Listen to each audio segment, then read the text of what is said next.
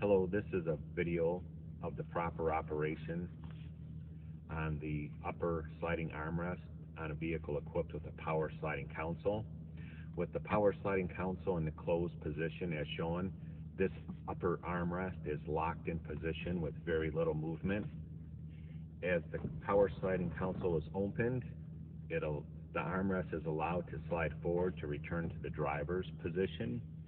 The further you open the console, the further the lid is able to slide so that it can return back into the driver's position. With the console in the fully open position is the maximum travel that you can get. And even with the console open in any position, the lid does open to get in there.